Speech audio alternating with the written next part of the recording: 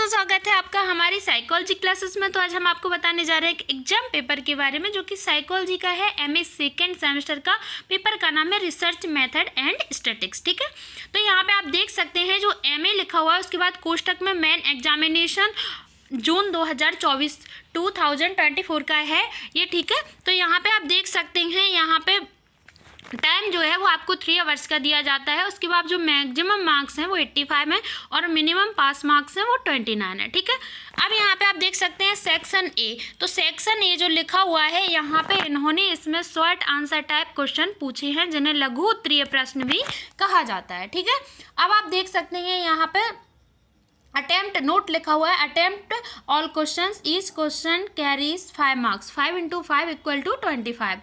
अब 25 के बाद देखिए आप यहाँ पे 25 5 × 5 25 इसलिए लिखा हुआ था क्योंकि आपका जो एक प्रश्न है वो 5 अंक का है और आपको 5 प्रश्नों के उत्तर देना है, तो आपके 25 नंबर हो गए। ठीक है, अब यहाँ पे क्वेश्चन देखते हैं।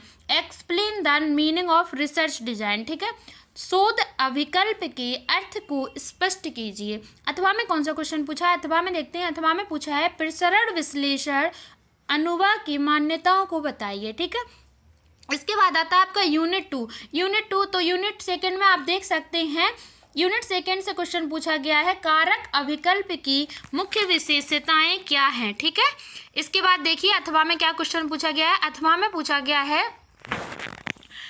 2 × 3 कारक अभिकल्प में कितनी प्रायोगिक अवस्थाएं होंगी। ठीक है, तो यहाँ पे इन्होंने ये वाला क्वेश्चन पूछा है। इन दोनों क्वेश्चन में से आपको किसी एक का उत्तर देना है। ठीक है, अब आपका आता है यूनिट 3। तो यूनिट 3 से कौन सा क्वेश्चन पूछा गया है देखते हैं। यूनिट 3 से पूछा गया है लैटिन स्क्वायर अभिकल्प की व्याख्या कीजिए। ठीक है, इसके बाद इन्होंने आपसे अथवा में पूछा है अंतः समूह अभिकल्प से क्या अभिप्राय है। ठीक है, what is meant by a with in group design. ठीक है, अभी यहाँ पे देखते हैं जो आपका 4th नंबर का क्वेश्चन है वो क्या है जो यूनिट 4 से पूछा गया है। यूनिट 4 से आपको क्वेश्चन पूछा गया है हमें मान व्हिटनी यू टेस्ट का प्रयोग कब करना चाहिए। ठीक है, इसके अथवा में क्वेश्चन पूछा गया है डंकन रेंज टेस्ट DTR की व्याख्या कीजिए। ठीक है, तो यहाँ पे क्या है इन्होंने देखो आपको अथवा में प्रश्न दिए हैं और कुछ जो क्वेश्चन पेपर होते हैं वो इस तरीके के होते हैं कि वहाँ पे ये प्रत्येक प्रश्न के अथवा में नहीं देते हैं। टोटल आपको 10 क्वेश्चन दे देते हैं, उनमें से आपको 5 क्वेश्चन के आंसर देना होते हैं। तो आप कोई भी 5 प्रश्नों के उत्तर दे सकते हैं। यहाँ पे क्या है आपको प्रत्येक प्रश्न के अथवा में दिया गया है। अगर आपको उन दोनों प्रश्नों में से किसी का भी उत्तर नहीं आ रहा है, जैसे यहाँ पे देख लीजिए 4th नंबर का क्वेश्चन है, इन दोनों प्रश्नों में से अगर आपको किसी भी एक प्रश्न का आंसर नहीं आ रहा है तो क्या है आप यहाँ आप कोई प्रश्न का उत्तर नहीं देंगे। ठीक है, तो जब नहीं देंगे तो आपको ये 5 मार्क्स हैं वो नहीं दिए जाएंगे। ठीक, इस तरीके से होता है। अब वहाँ पे क्या होता है आपको एक लाभ हो जाता है, वो क्या हो जाता है कि अगर वहाँ पे आपको जो भी 5 प्रश्न के उत्तर आ रहे हैं आप उन्हें लिख सकते हैं। तो जब उनको लिख सकते हैं तो क्या है कि आपको जैसे मान लो यहाँ पे जो 3 नंबर का क्वेश्चन था, ठीक है, तो वहाँ पे जब 3 नंबर का जो क्वेश्चन था उसमें जो आपको अथवा में दिए गए थे, अगर वो दोनों प्रश्नों में से आपको दोनों प्रश्नों के उत्तर आ रहे हैं और अगर आप दोनों प्रश्नों के उत्तर तो आप नहीं लिख सकते, किसी एक प्रश्न का ही उत्तर आपको लिखना पड़ेगा। ठीक है, अगर आप दोनों के लिख देंगे तो आपको वो नंबर नहीं दिए जाएंगे, एक ही प्रश्न के नंबर दिए जाएंगे। ठीक है, ऐसा होता है। तो अब आप यहाँ पे देख सकते हैं क्वेश्चन नंबर 5। ठीक है, तो यहाँ पे प्रत्येक यूनिट से क्वेश्चन आपसे लघु उत्तरीय पूछा जाएगा, प्रत्येक यूनिट से दीर्घ उत्तरीय प्रश्न पूछा जाएगा, जिसे लॉन्ग आंसर टाइप कहते हैं और लघु उत्तरीय प्रश्न को शॉर्ट आंसर टाइप क्वेश्चन कहते हैं। ठीक है, तो यहाँ पे देखिए यूनिट 5 से क्वेश्चन पूछा गया है मनोवैज्ञानिक अनुसंधान में कंप्यूटर के क्या उपयोग हैं। ठीक है, अथवा में देखते हैं अथवा में कौन सा क्वेश्चन पूछा गया है। अथवा में क्वेश्चन पूछा गया है शोध प्रस्ताव का अर्थ एवं महत्व बताइए। ठीक है, give the meaning and importance of research proposal. इसके बाद आपका आता है सेक्शन बी। तो सेक्शन बी जो है वो खंड बा, यहाँ पे देखिए यहाँ पे लिखा हुआ है लॉन्ग आंसर टाइप क्वेश्चंस जिन्हें दीर्घ उत्तरीय प्रश्न भी कहते हैं। अब यहाँ पे नोट पढ़ते हैं attempt all questions, each question carries 12 marks. ठीक है, अब यहाँ पे 12 नंबर का एक प्रश्न है आपका और 5 प्रश्नों के उत्तर देने हैं, तो आपके जो टोटल नंबर हैं वो आपके 60 हो जाएंगे। ठीक है, तो 12 × 5 = 60।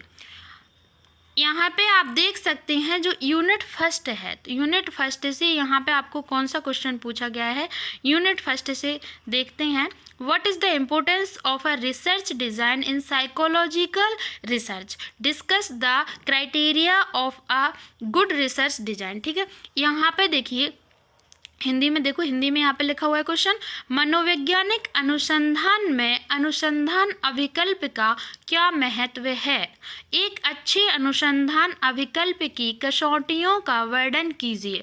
ठीक है, इसके बाद इन्होंने अथवा में पूछा है। अथवा में कौन सा क्वेश्चन पूछा है देखते हैं। अथवा में पूछा गया है, यादृच्छिकृत ब्लॉक्ड एक मार्गीय एनोवा डिज़ाइन की विस्तृत विवेचना कीजिए। तो इन दोनों प्रश्नों में से आपको किसी एक प्रश्न का उत्तर देना कंपलसरी है। ठीक है, अब आता है यूनिट सेकंड। तो यूनिट सेकंड से आप देखते हैं, यूनिट सेकंड में कौन सा क्वेश्चन पूछा गया है, what is factorial design, explain with example A 2 × 2 factorial design. ठीक है, तो 2 × 2। ठीक है, अब यहाँ पे लिखा हुआ है कारक अभिकल्प क्या हैं, 2 × 2 कारक अभिकल्प की उदाहरण सहित व्याख्या कीजिए।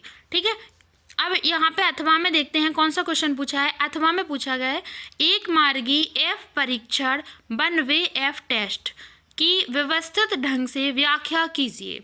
ठीक है, इन दोनों प्रश्नों में से आपको किसी एक प्रश्न का उत्तर देना है। अब आपका आता है यूनिट थर्ड। तो यूनिट थर्ड से कौन सा क्वेश्चन पूछा गया है देखते हैं। यूनिट थर्ड से आपका क्वेश्चन पूछा गया है, एक समूह अभिकल्प के विभिन्न प्रकारों का वर्णन कीजिए। ठीक है, इसके बाद अथवा में आपका क्वेश्चन पूछा गया है। अथवा में कौन सा क्वेश्चन पूछा गया है देखते हैं। अथवा में पूछा गया है, समय श्रृंखला अभिकल्प की विस्तृत विवेचना कीजिए, discuss in detail the time series design. ठीक है, यहाँ पे ये वाला क्वेश्चन पूछा गया है, तो इन दोनों में से आपको किसी एक प्रश्न का उत्तर देना है। इसके बाद आते हैं आप यूनिट फोर्थ पे। तो यूनिट फोर्थ पे कौन सा क्वेश्चन पूछा गया है, यूनिट फोर्थ पे पूछा गया है, बहुसमूह अभिकल्प का विस्तृत विवरण दीजिए। ठीक है, इसके बाद जो अथवा में पूछा गया, अथवा में पूछा गया है, एक्सप्लेन साइन टेस्ट चिन्ह परीक्षण की व्याख्या कीजिए। ठीक है, इसके बाद आपका आता है यूनिट 5। तो यूनिट 5 जो है आपका इस एग्जाम पेपर का ये वाला जो क्वेश्चन है लॉन्ग आंसर टाइप, ये लास्ट क्वेश्चन है जो यूनिट 5 से पूछा गया है। ठीक है, तो यहाँ पे क्या है देखते हैं। पहले हम आपको एक बात क्लियर कर देते हैं कि जो आपका unit first, second, third, fourth, fifth वो इसीलिए है, जो 5 यूनिट हैं, एमए का जो सिलेबस है जिसके अकॉर्डिंग एक एग्ज़ाम पेपर बनाया गया है। तो इन एग्ज़ाम पेपर में आपको प्रत्येक यूनिट से लघु उत्तरीय प्रश्न दिया गया और दीर्घ उत्तरीय प्रश्न दिया गया, शॉर्ट आंसर टाइप और लॉन्ग आंसर टाइप। ठीक है, तो दोनों तरह के क्वेश्चन दिए गए हैं। अब आपको और प्रत्येक प्रश्न के अथवा में आपको क्वेश्चन दिया गया है। ठीक है, और क्या है यहाँ पे जो रेगुलर स्टूडेंट के लिए एग्ज़ाम पेपर है ये, वो रेगुलर स्टूडेंट के लिए एग्ज़ाम पेपर 85 मार्क्स का है और प्राइवेट स्टूडेंट के लिए एग्ज़ाम पेपर 100 मार्क्स का है। ठीक है, अब यहाँ पे कोई कन्फ्यूज़न नहीं होनी चाहिए।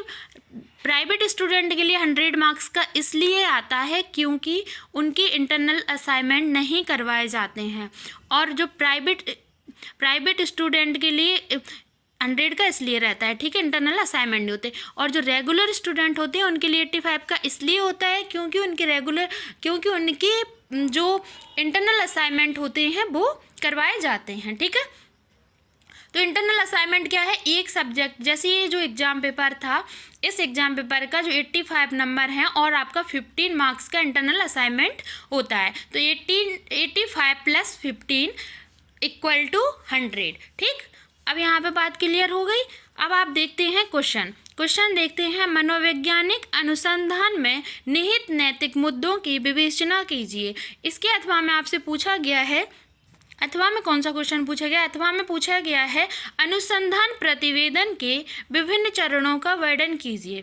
ठीक है, तो ये जो क्वेश्चन था ये इस एग्जाम पेपर का लास्ट क्वेश्चन था, मैंने बता दिया है। और एक बात और बता देते हैं कि ये जो लॉन्ग आंसर टाइप क्वेश्चन है ये प्राइवेट स्टूडेंट के लिए 14 मार्क्स का है और रेगुलर स्टूडेंट के लिए 12 मार्क्स का है एक क्वेश्चन, ठीक है। तो आपका और जो 5 नंबर का जो रेगुलर स्टूडेंट के लिए है शॉर्ट आंसर टाइप क्वेश्चन, वो प्राइवेट स्टूडेंट के लिए 6 मार्क्स का है, ठीक है। क्लियर? तो आई होप आप सभी को समझ में आ गया होगा। मैंने आपको यहाँ पे पूरी जानकारी दी है किस तरीके का एग्ज़ाम पेपर आता है, कितनी यूनिट्स होती हैं, कितने क्वेश्चन रहते हैं, कितने नंबर के क्वेश्चंस आते हैं, इस तरह की सारी जानकारी दी है। आई होप आप सभी को वीडियो पसंद आया होगा। वीडियो को लाइक करें, चैनल को सब्सक्राइब करें, वीडियो को शेयर करना बिल्कुल ना भूलें। Thank you so much. मिलते हैं नेक्स्ट वीडियो में।